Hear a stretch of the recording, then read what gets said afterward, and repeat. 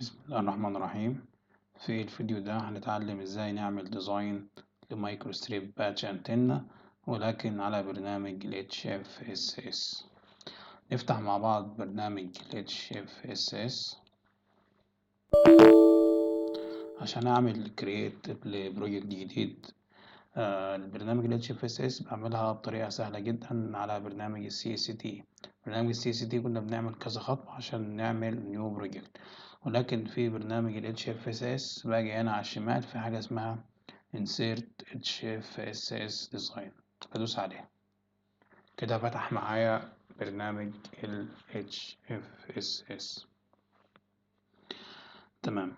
زي ما قلنا عشان اعمل مايكرو ستريب باتش انتنا، اول حاجة كنت بعمل الجراوند. احنا عايزين نعمل ديزاين لمايكرو ستريب باتش انتنا بتشتغل عند تردد 2.4 جيجا هرتز، والفيدنج بتاعها انست فيد، وعندنا كل البارامتر بتاعت الانتنة بتاعتي. فأول حاجة بعملها بعمل الجراوند.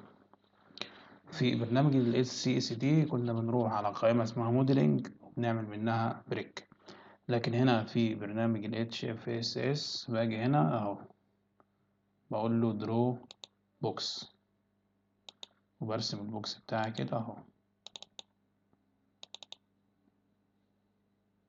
تمام. واجي هنا اهو ظهر معايا البوكس اهو،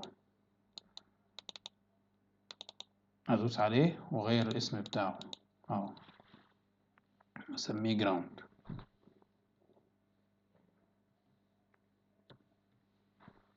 تمام. واديله اللون، هنا اغير اللون بتاعه، اخلي اللون اللي هو ده كأنه ايه، كأنه كبر، واقول له اوكي. كده احنا غيرنا الاسم بتاعه وغيرنا اللون بتاعه. نيجي بعد كده هنا في حاجة اسمها create box. create box ده فيها البوزيشن والاكس سايز والواي سايز والزد سايز. البوزيشن بتاعنا هنخليه 0 0 0، يعني نقطة البداية بتاعتي في الاكس اكسس بزيرو والواي اكسس بزيرو والزد اكسس بزيرو. طيب الاكس سايز المسافة اللي هيتحركها في الاكس، دايما قلنا بناخد في الاكس بناخد الويتس، وفي الواي بناخد اللينس، وفي الزد بناخد الهايت. فهنسمي الاكس سايز اللي هي الدبليو دي، اللي هي الدبليو بتاعت الجراوند. ونيجي في الواي بيقول لي عرف لي قيمة ال WG أو الويتس بتاع الجراوند، اللي هو نفس الويتس بتاع السبستريت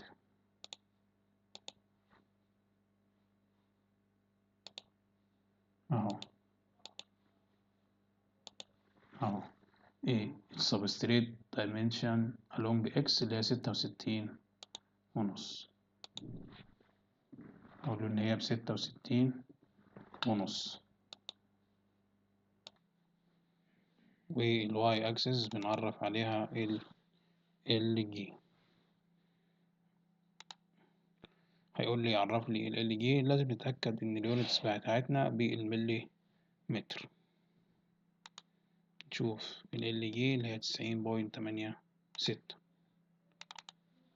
90.86، واقول له اوكي. هيقول لك عرف لي قيمة ال H او الزد اللي هي الارتفاع بتاع الكبر، اللي هو قلنا بنعرفه HT اللي هو قيمته 0.053، 0.035، واقول له اوكي.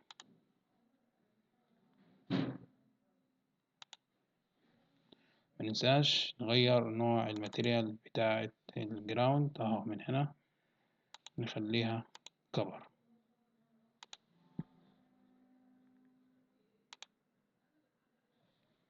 اهو، موديل كفر، واقول له اوكي. تمام. احنا كده عملنا الجراوند. بعد كده الخطوة اللي بعد كده هنعمل السبستريت. زي ما قلنا السبستريت نفس الأبعاد بتاعة الجراوند، الويدث واللينس، مع اختلاف الهايت أو مع اختلاف الارتفاع.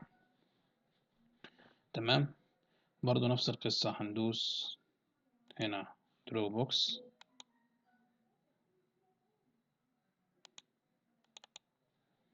نفس القصة هنا نيجي على البوكس ونعرفه، نسميه سبستريت،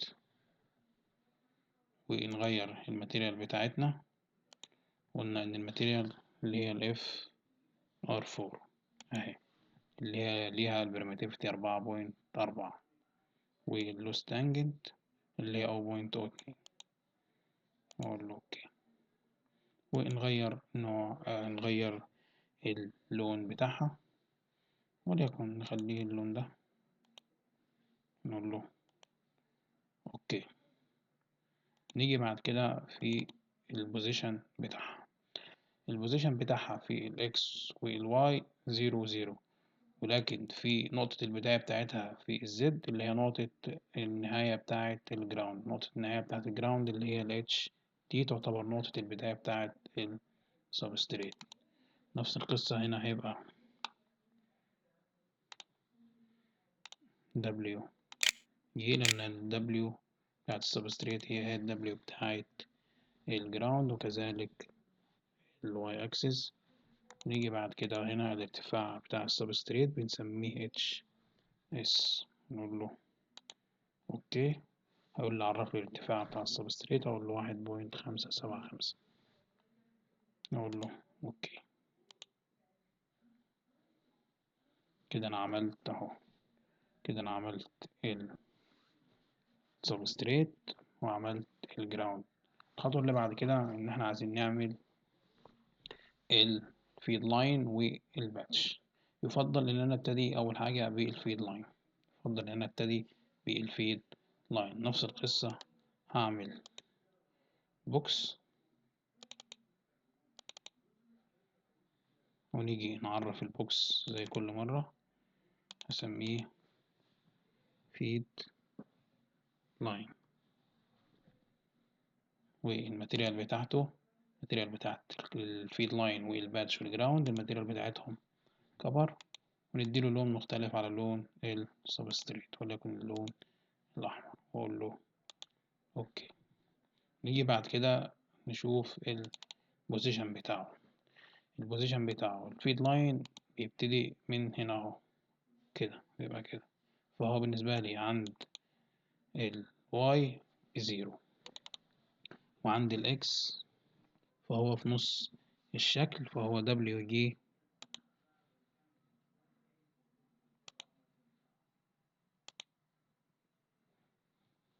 فهو WG مع الاتنين، كده بينا في نص الشكل.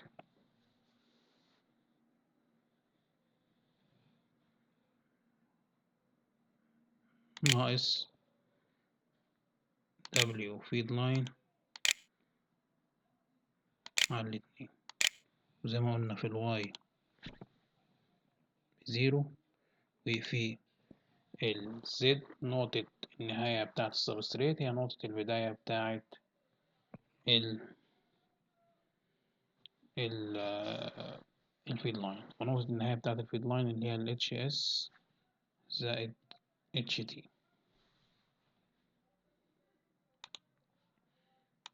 هيقول لي عرف لي ال WF الويتس بتاع الفيد لاين اللي هو الفيد ويتس اللي هو 3.001،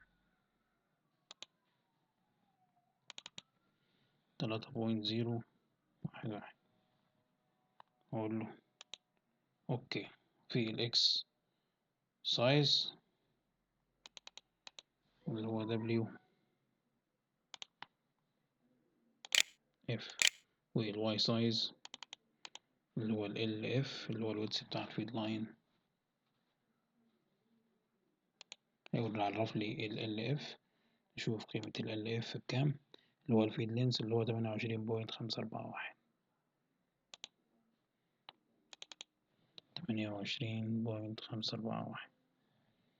أقول له أوكي، والزد قيمتها HT، أقول له أوكي. كده في مشكلة، كده في حاجة غلط. نشوف الغلط ازاي. ان في حاجة غلط في الاكس اكسس.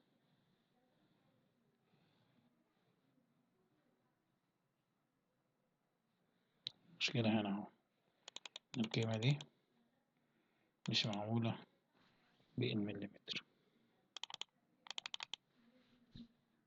اهي دي معمولة بالمتر، عشان كده الشكل بتاعنا كبير.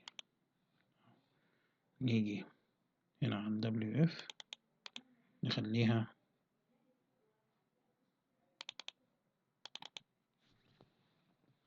بالمليمتر اهو.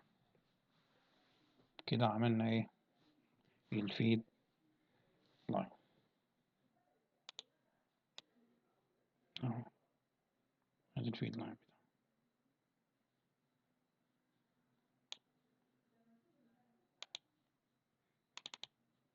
خلينا نشتغل في الفرونت فيو.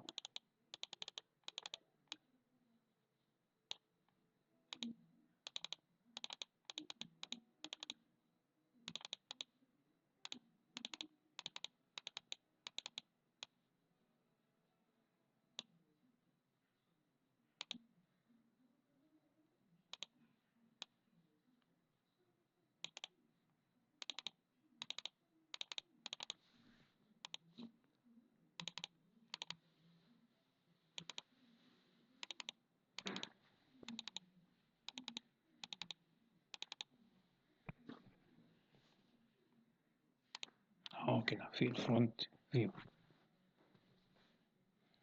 نعمل بعد كده الباتش بنفس القصة. نختار create box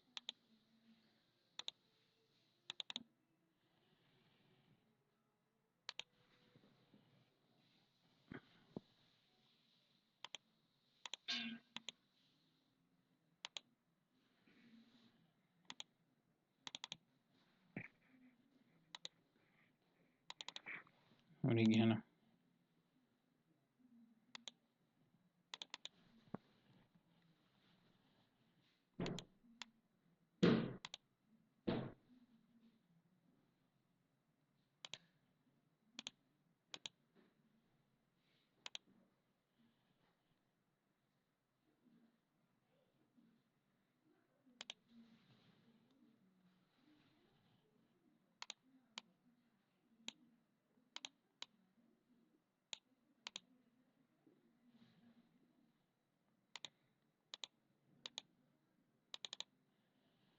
اهو، ادي البوكس نسميه باتش، والماتيريال بتاعتنا برضو كبر، نخلي اللون بتاعها نفس اللون بتاع الفيد. نقول له اوكي. نيجي بقى في create box نشوف بقى البوزيشن بتاعنا فين. البوزيشن بتاعنا في الاكس اكسس، لو قلنا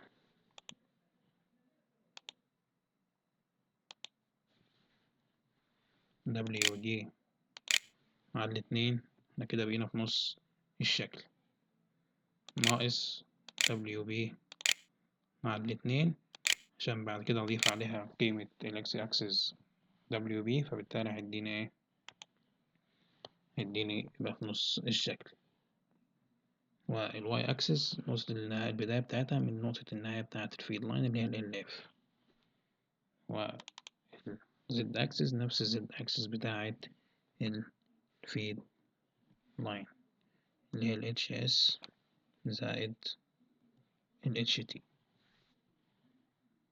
هيقول لي عرف لي الويدث بتاع الباتش.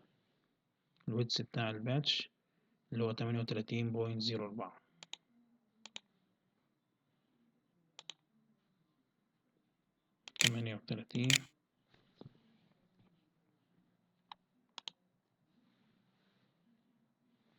38.04.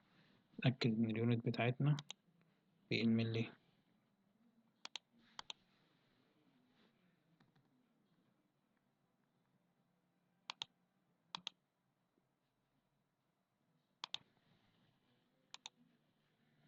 اقول له اوكي. نعرف الاكس اكسس هي دبليو بي، والواي اكسس اللي هي ال بي. يقول لي برضو عرف لي ال بي اللي هو اللينس بتاع الباتش اللي هي 29.45.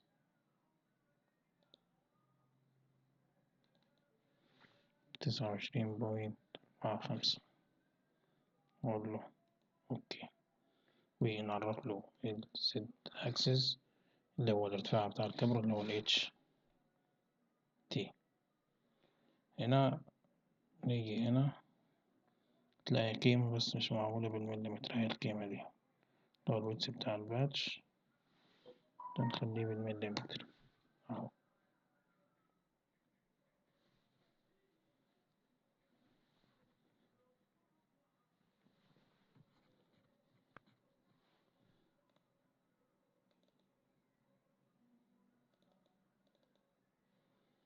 تمام.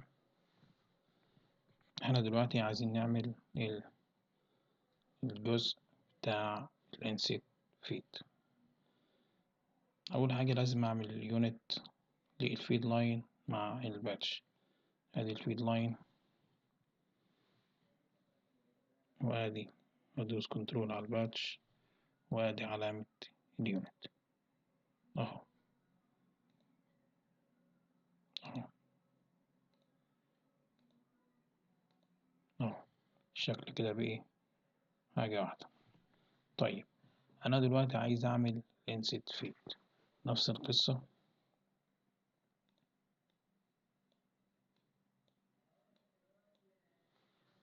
نفس القصة هندوس على البوكس،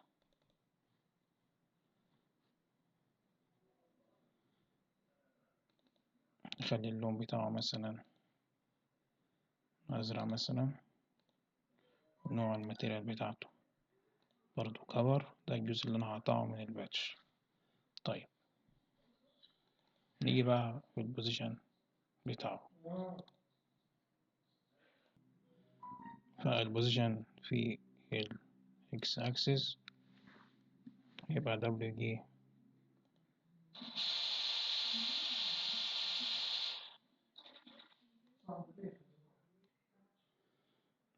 فالبوزيشن في الإكس أكسس دبليو جي على 2 ناقص دبليو اف على 2. وفي ال Y axis اللي هو ال F، وفي ال Z axis اللي هو HS زائد HT.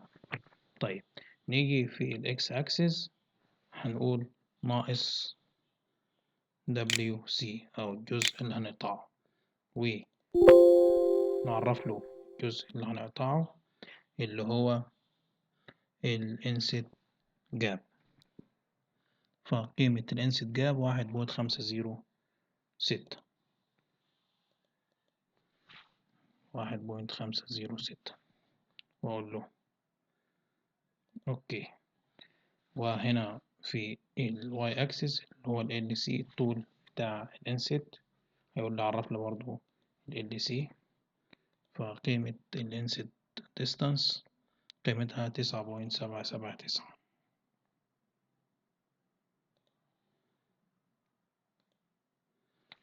9.779 وأقول له أوكي. والارتفاع بتاعه عشان هو كفر فالارتفاع بتاعه هيبقى HT. وأقول له أوكي أهو. أهو الشكل ده تمام. هو الشكل ده، بس عايز أوديه الناحية التانية اللي هي ناحية على يمين الفيد لاين. أدوس عليه هنا وأدوس edit وأدوس على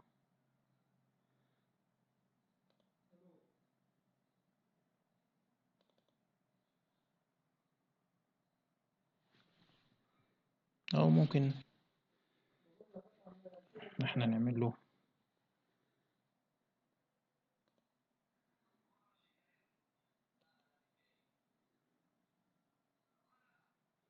نعمل له كوبي.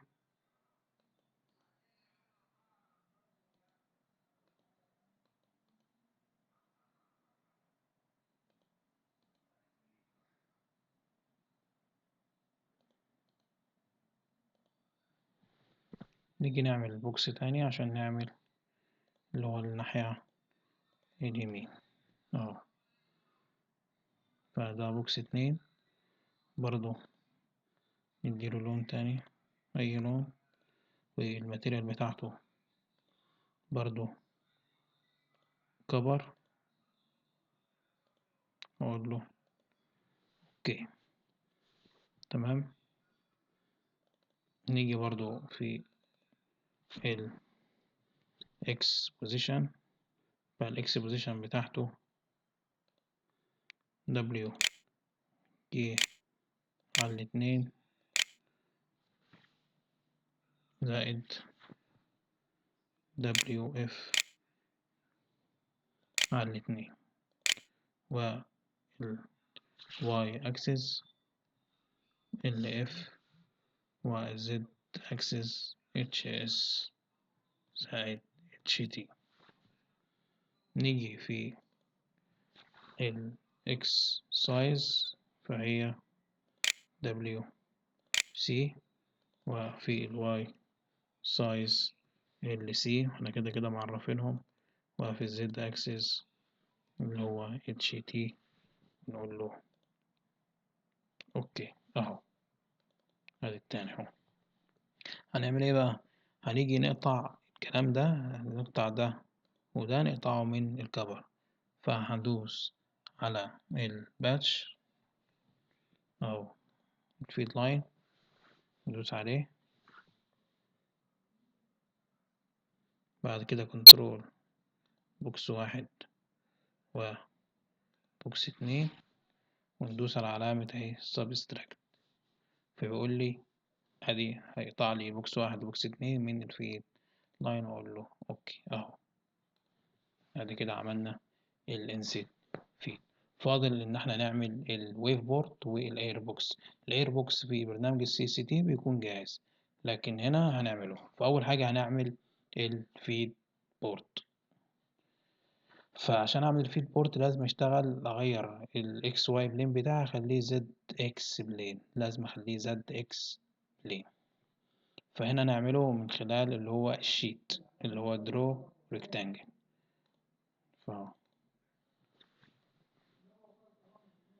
فهو ده اهو ريكتانجل، هسميه البورت. تمام، واقول له اوكي. نيجي بقى في البوزيشن بتاعه، ففي ال Z axis، في ال Y axis او في ال Y position هقول WG على 2. انا كده بقيت في نص الشكل، ناقص W wave port او WV على 2، انا كده بقيت يمين الشكل او في نص الشكل، ناقص WV على 2، وال Y axis بزيرو، وال Z axis ناقص 2 في HS. فهيقول لي في الاكس اكسس هتحرك WV دي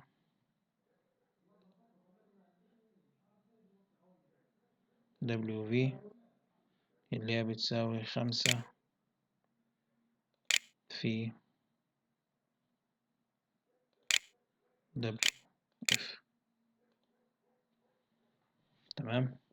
والزد اكسس اللي هي 5 HS، بحيث ان هو الزد اكسس كله يبقى 5 من ال HS. اقول له اوكي.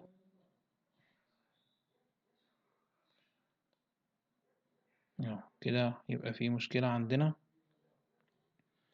في بارامتر.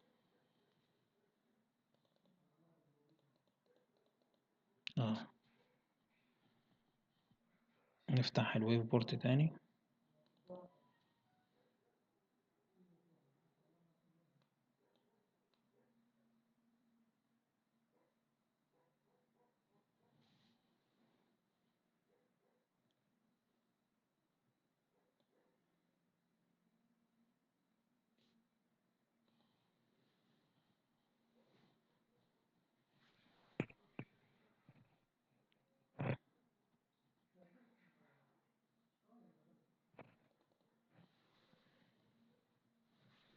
القيمة دي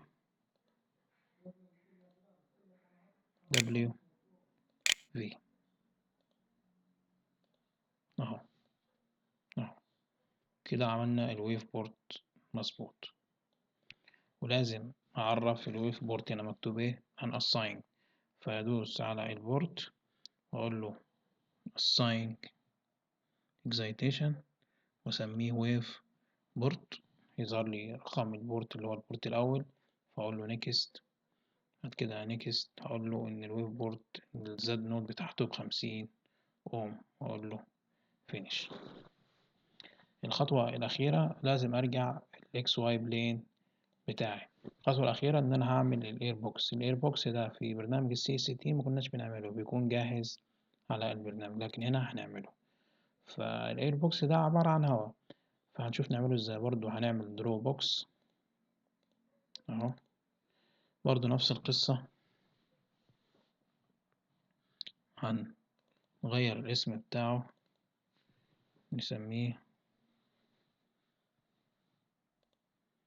نسميه اير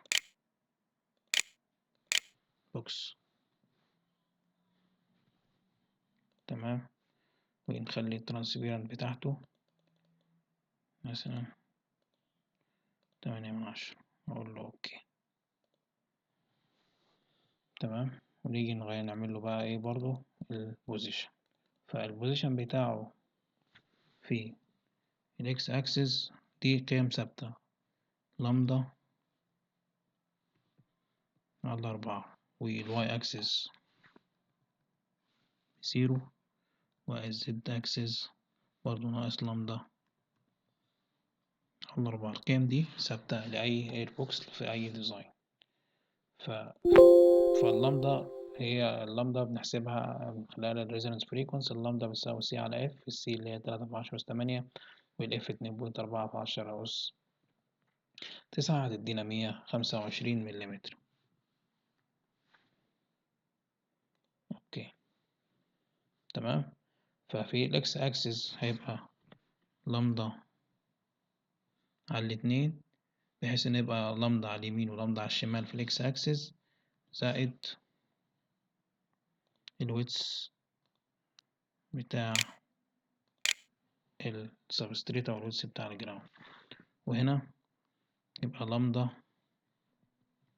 على 4، زائد مين بقى هنا في الواي يبقى ال جي. وهنا نفس القصة، لامدا على الاتنين زائد ال اتش اس، ونقول له اوكي. اهو ده الايربوكس بتاعنا اهو. اهو كده احنا عملنا ايه؟ عملنا الايربوكس.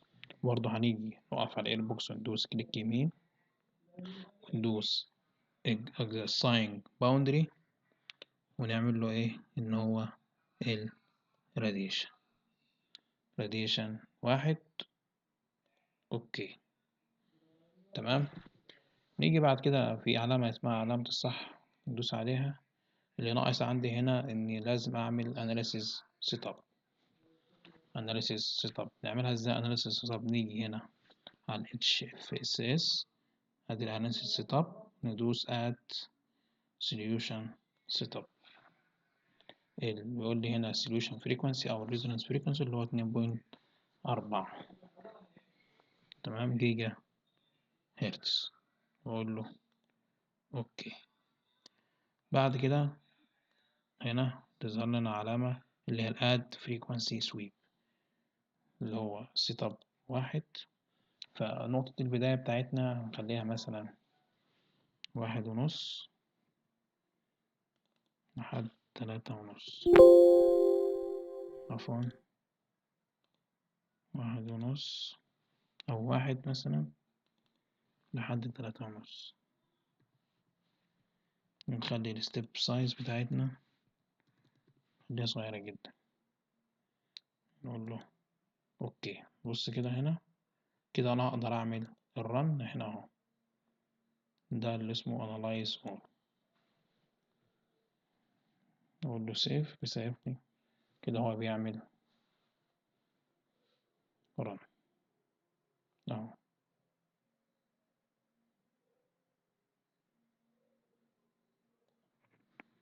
وبعد ما يخلص رن هندوس